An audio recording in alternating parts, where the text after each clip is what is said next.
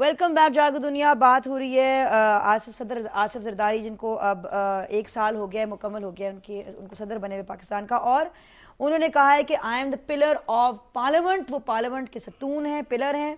انہوں نے collective parliamentary decision کے بارے میں بات کی, بلوچستان کے مسائل کے حوالے سے انہوں نے اور بھی بہت ساری باتیں کی.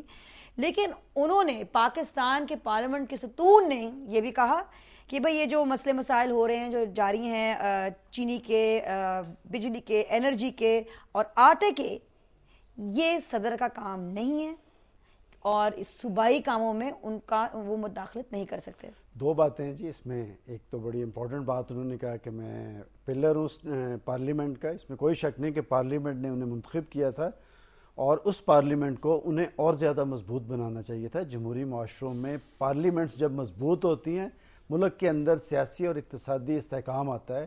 اگر وہ پارلیمنٹ مضبوط ہوتی تو آج پاکستان کے اندر یہ مایوسی اور بے یقینی اور بے چینی کی کیفیت نہ ہوتی.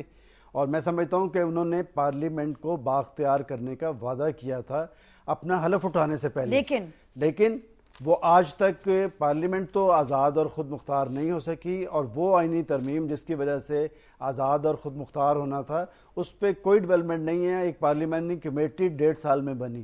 دوسری بات, آپ نے برننگ ایشوز کے حوالے سے آٹا, چینی, اس میں صدر زرداری صرف صدر پاکستان نہیں, میں نے پہلے بھی کہا ہے, وہ پیپلز پارٹی کے, اس پیپلز پارٹی کے چیئرپرسن جس نے روٹی, کپڑا اور مکان کا نعرہ لگایا, اور بھٹو نے غریب عوام کو ایک شعور دیا ان کے مسائل کے حل کے حوالے سے. میں سمجھتا ہوں کہ یہ ایک افسوسناک بات ہے اگر پاکستان کے الیکٹڈ پریزیڈنٹ اور پاکستان پیپلز پارٹی کے چیئرپرسن یہ کہتے ہیں کہ روٹی, آٹا, چینی, اور جہاں تک آپ نے بلوچستان کی بات کی ہے, مجھے اچھی طرح یاد ہے کہ صدر پاکستان نے صدر پاکستان بننے کے فوری بعد معافی مانگی تھی. انہوں نے کہا تھا کہ میں بلوچ عوام سے معافی مانگتا ہوں اور میں وہاں پر اے پی سی بلا کے بلوچستان کے مسئلے کا حل نکالوں گا.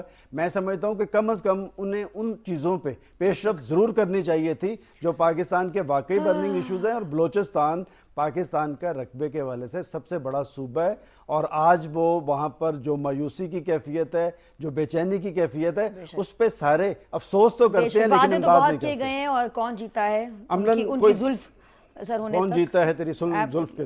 بے شک. اور جلال پور پیر والا میں زمیندار نے مفت مچھلی نہ دینے پر مچھیرے پر کتے چھوڑ دیے, جس سے اس کی ایک آنکھ بھی ضائع ہو گئی ہے.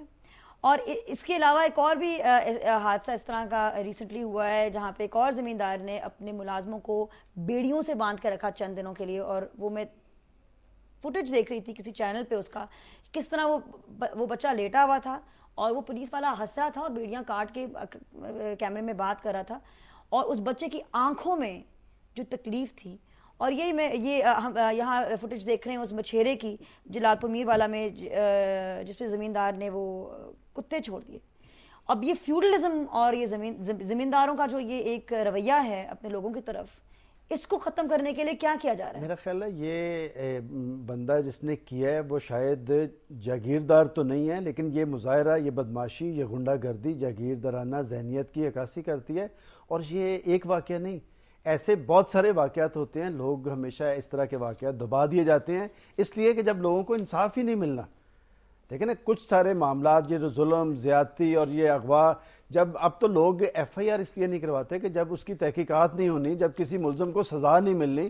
اب تو میرا خیال عوام کی سٹرگل سے, وکلا کی سٹرگل سے پاکستان میں کسی حد تک عدلیہ آزاد ہوئی ہے. اور میں سمجھتا ہوں کہ پاکستان کے چیف جسٹس کا پاکستان کے 17 کروڑ عوام سے وعدہ تھا کہ ہم اس ظلم و زیادتی کا ازالہ کریں گے.